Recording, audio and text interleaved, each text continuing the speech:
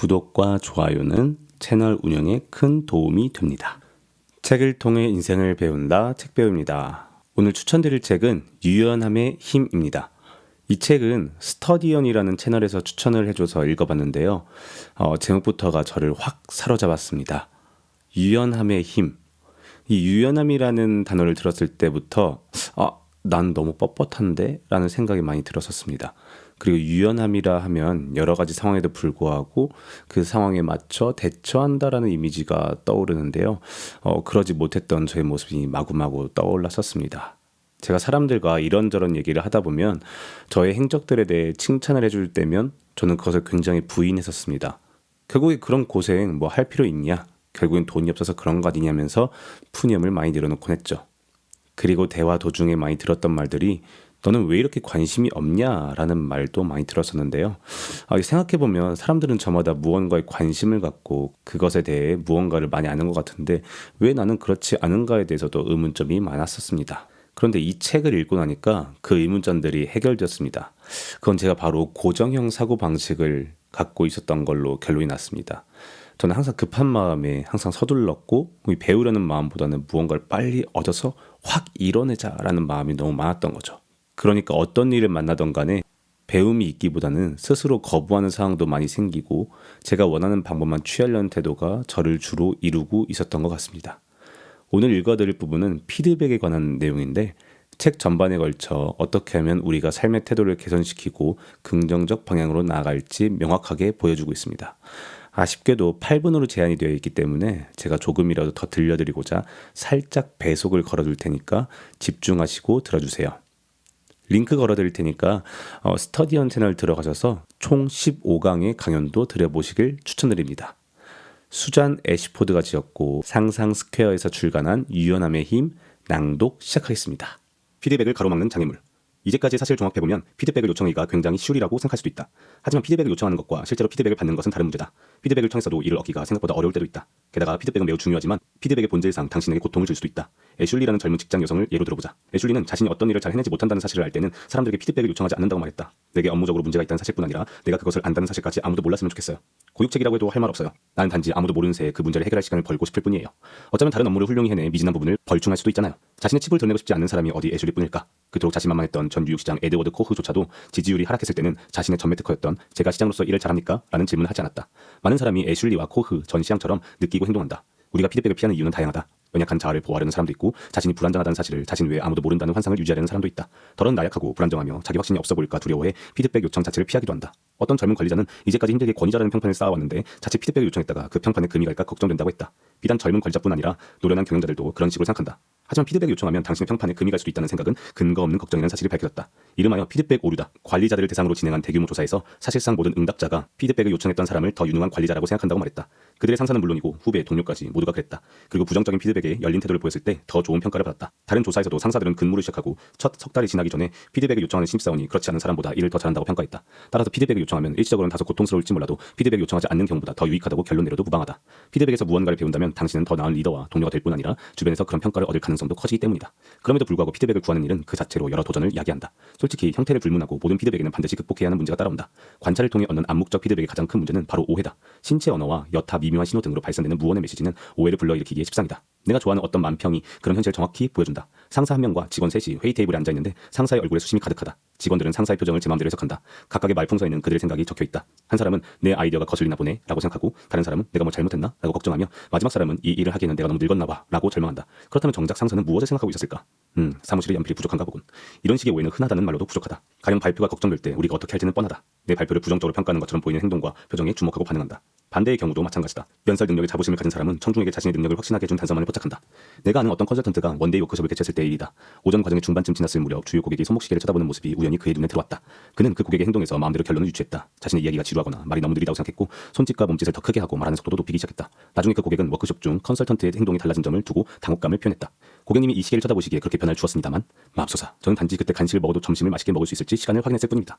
이처럼 관찰만으로 이용해 피드백을 유추한다면 오해를 할 위험이 있다. 오해의 위험은 암묵적 피드백에만 구간되지 않는다. 탐색 질문을 던져 직접 피드백을 요청해도 오해의 소지가 완벽히 차단되지는 않는다. 상대가 매번 솔직한 피드백을 제공하지는 않기 때문이다. 조직 내에서 서로의 지위가 다르다면 상황은 더욱 심각해진다. 직원은 종종 상사가 듣고 싶어할 법한 피드백을 해야 한다는 강박을 느낀다. 평신도는 목사에게 일요일 설교에 관한 솔직한 의견을 들려주지 않을 확률이 크다. 반대로 상사는 직원의 동기를 약화하거나 자신감을 떨어뜨릴까 두려워 부정적인 피드백을 말하기를 주저할지도 모른다. 가령 피드백을 적극적으로 수용할 의지가 있고 상대도 우리에게 필요한 피드백을 솔직하게 숨김없이 제공한다고 가정해보자. 이런 상황에서 무슨 문제가 있을까 생각하겠지만 메시지가 정확히 전달되지 않을 확률은 여전히 존재한다. 이런 상황에서는 인간의 본성이 장난질을 친다. 우리는 종종 자신이 받는 피드백을, 특히 그것이 매우 부정적인 내용일 때 받아들이기를 거부하는 경향이 있다.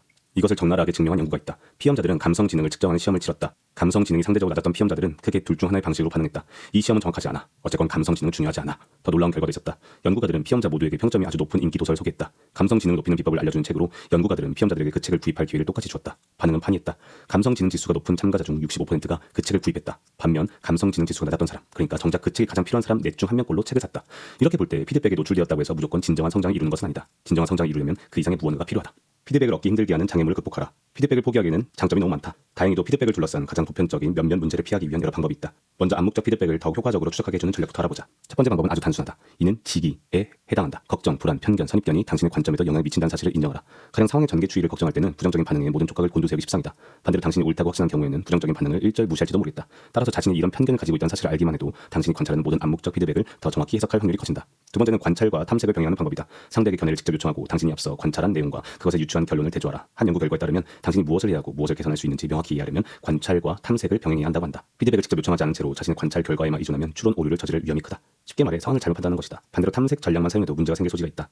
상대가 당신이 듣고 싶어할 법한 정보만을 제공할지도 모르기 때문이다. 고로 상호 보완적인 두 전략을 동시에 사용하면 더욱 완전한 피드백을 얻을 수 있다. 셋째로 특정한 행동 양식을 확인하는 것도 현명하다. 예를 들어 내 수업 중에 한 학생만 조는 낌새를 보인다면 이는 그 학생만의 문제라고 치부해도 된다. 그런데 수업 중에 꾸벅꾸벅 조는 학생이 많다면 내가 문제일 확률이 크다. 마지막으로 누군가에게 당신을 면밀히 관찰해달라고 요청하는 방법도 좋다. 가령 당신이 말이 좀 많은 편이라 회의를 효과적으로 진행하지 못하는 것 같다면 누군가에게 회의에 참석해 그 문제에 집중해서 관찰해달라고 부탁하라.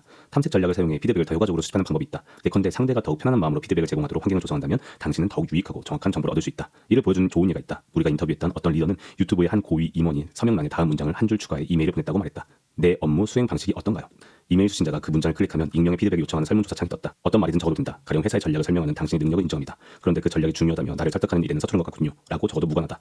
이 일례에서 피드백을 얻는 방식도 눈여겨볼 만하지만 가장 주목해야 할 부분이 있다. 바로 설문지에 담은 경영자의 진심이다. 이 메시지는 그가 좋은 내용이든 나쁜 내용이든 피드백을 원한다는 진심을 모든 수신자에게 명백히 보여주었다. 언제 어떻게 피드백을 요청할지 항상 신중하게 선택하라. 1대1 대화에서 상대에게 피드백을 요청하는 경우와 공개 회의에서 참석자들에게 피드백을 요청하는 상황을 단순하게 비교해보자. 짐작하겠지만 후자의 상황에서는 원하는 결과를 얻기 어렵다. 참석자들이 솔직하게 대답하도록 마음을 편하게 만들어주기도 여의치 않다. 반면 1대1 상황에서는 아주 독특하고 더 정확한 의견을 얻을 거라고 기대도 좋다.